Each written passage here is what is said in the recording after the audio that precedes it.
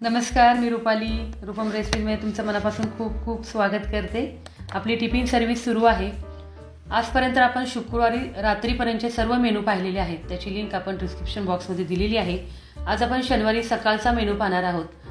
तर आपण असं भाज्या ह्या आठवड्याच्या ठरलेल्या नसतात, फक्त स्पेशल जे मेनू आहे जसं की स्वीट, नॉनव्हेज किंवा वेगळी आपली पंजाबी भाजी, हा फिक्स मेनू असतो. बाकी भाज्या ज्या मार्केटमध्ये आपल्याला उपलब्ध होतात त्या भाज्या आपण बनवतो. तर आज आपल्याला वालची शेंग मिळालेली आहे. तर 50 ते 60 लोकांसाठी आपली ही सिरीज आहे. तर मी 7 किलो ही वालची शेंग घेतलेली आहे. शेंग आपण अशा पद्धतीने निवडून घ्यायची आहे. त्याच्या शिरा अशा काढायच्या आहेत आणि छान सोलून त्याचे तुकडे बनवायचे आहेत. रोजच्या ज्या भाज्या असतात त्या आपल्या फिक्स ठरलेल्या नसतात. आपल्या मार्केटमध्ये ज्या भाज्या आपल्याला मिळतात किंवा ज्या सीझनमध्ये त्या भाज्या असतात त्याच भाज्या आपण बनवतो. आता आपण वालची शेंग आहे ती सुक्की बनवणार आहे, म्हणून आपण आज आमटी बनवणार आहोत, वरण बनवणार नाहीये. तर ह्याच्यामध्ये आपण 4 प्रकारच्या डाळी घेतलेल्या आहेत. तूर डाळ, मसूर डाळ, हरभरा डाळ आणि उडीद डाळ. ही टोटल सर्व डाळ मी 1.5 किलो घेतलेली आहे. त्याच्यामध्ये 2 चमचे हळद घातलेली आहे, 2 चमचे बेडगी मिरची पावडर घातलेली आहे, 2 चमचे जिरे घातलेले आहे आणि 1 चमचा हिंग घातलेला आहे. ही डाळ आपल्याला 2-3 शिट्ट्या करून शिजवून द्यायची आहे. तर अशा प्रकारे आपण ही वालची शेंग छान साफ करून निवडून घेतलेली आहे, स्वच्छ धुवून घेतलेली आहे. तर 50 ते 60 लोकांसाठी आपण इथे 7 किलो ही शेंग घेतलेली आहे. शेंग बनवण्यासाठी आपल्याला शेंगदाण्याचा कूट लागणार आहे. त्याच्यासाठी मी अर्धा किलो शेंगदाणे घेतलेले आहेत. शेंगदाणे छान खरपूस असे भाजून घ्यायचे आहेत आणि भाजल्यानंतर त्याचा आपल्याला कूट बनवून घ्यायचा आहे.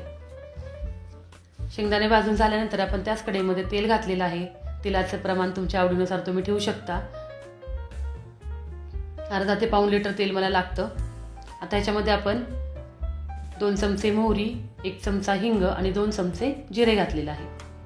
जिरे मोहरी छान तडतडल्यानंतर त्याच्यामध्ये आपण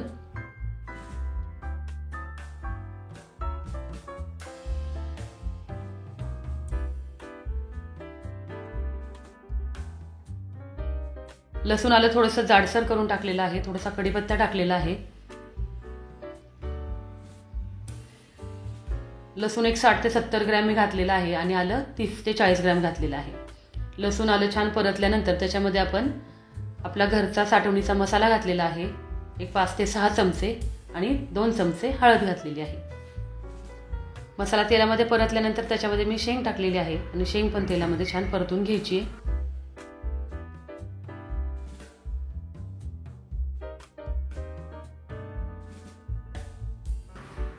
आता त्याच्यामध्ये 6 ते 7 चमचे मीठ टाकलेलं आहे.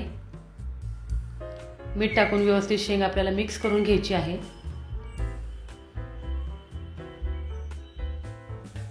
अगदी साध्या सिंपल भाज्या अगदी झटपट बनवता याव्यात यासाठी मी ही सिरीज बनवलेली आहे. व्यवस्थित मिक्स करून झाकण ठेवायचे. 15 ते 20 मिनिटं शेंग छान आपल्याला शिजून द्यायची आहे.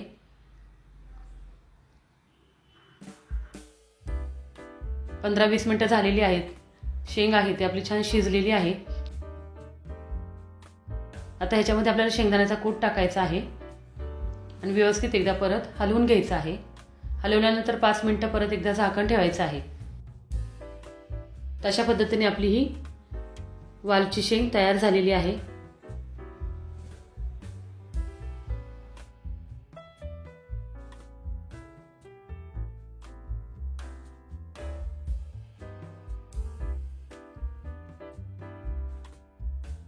आता आपण आमटी फोडणीला घालूयात. डाळ आपली छान शिजलेली आहे. व्यवस्थित मिक्स करून घेऊयात. आता एका पातेल्यामध्ये आपण तेल घालायचं आहे. फोडणीला जेवढ्या प्रमाणात आपल्याला तेल लागतं तेवढ्या प्रमाणात तेल टाकायचं आहे. तेल छान गरम झाले की त्याच्यामध्ये 1 चमचा जिरे घातलेली आहे, 2 चमचे मोहरी घातलेली आहे आणि अगदी 1 चमचा आपण हिंग घातलेला आहे. आपण डाळ शिजताना जिरे आणि हिंग वापरलेलंच आहे, त्याच्यामुळे थोडंसं कमी प्रमाण टाकलेलं आहे. आता ह्याच्यामध्ये मी आलं, लसूण आणि खोबऱ्याचं जाडसर वाटण टाकलेलं आहे. लसूण, आलं, खोबरे हे तुमच्या आवडीनुसार तुम्ही टाकू शकता. आता फोडणी छान खमंग होऊन द्यायची आहे. आता ह्याच्यामध्ये मी लवंगी मिरची पावडर टाकलेली आहे 3 चमचे. आपण डाळ शिजताना बेडगी मिरची पावडर टाकलेली होती, त्याच्यामुळे आपल्या डाळीला आमटीला कलर छान येतो. आता आपण तिखटासाठी लवंगी मिरची पावडर टाकलेली आहे. फोडणी छान परतल्यानंतर आपण त्याच्यामध्ये चिंच आणि गुळाचा कोळ घालायचा आहे. चिंच गूळ घातल्यामुळे आमटीची चव छान लागते, थोडीशी आंबटसर गोडसर अशी आमटी लागते। आता ह्याच्यामध्ये आपण जी शिजवलेली डाळ आहे ती टाकायची आहे। जेवढ्या प्रमाणात आपल्याला घट्ट पातळ आमटी बनवायची आहे तेवढ्या प्रमाणात गरम पाणी घालायचं आहे। आमटीला छान उकळी आणून द्यायची आहे। शिजताना आपण मीठ वगैरे टाकलेलंच आहे। एवढी घट्टसर आपण आमटी ठेवलेली आहे। आमटीला छान उकळी आलेली आहे, तुम्हाला दिसत असेल कलर किती छान आलेला आहे। नेहमीप्रमाणेच आपल्याला 50 ते 60 लोकांसाठी 3.5 किलोची कणिक लागते, 3 किलोचा भात लागतो। मी नेहमीप्रमाणे तुम्हाला सर्व सांगतच असते। तर अशा प्रकारे आपला आजचा मेनू सर्व तयार झालेला आहे। छान अशी आमटी झालेली आहे, त्याच्यामध्ये छान बारीक चिरलेली कोथिंबीर घालूयात। चपात्या भात आपला सर्व तयार झालेला आहे। तर अशा प्रकारे आपलं सर्व मेनू तयार झालेला आहे। टिफिन भरायला सुरुवात झालेली आहे। मी प्रत्येक व्हिडिओमध्ये तुम्हाला रेट सांगितलेलाच आहे। टिफिन सिरीजच्या सर्व व्हिडिओची लिंक आपण डिस्क्रिप्शन बॉक्समध्ये दिलेली आहे।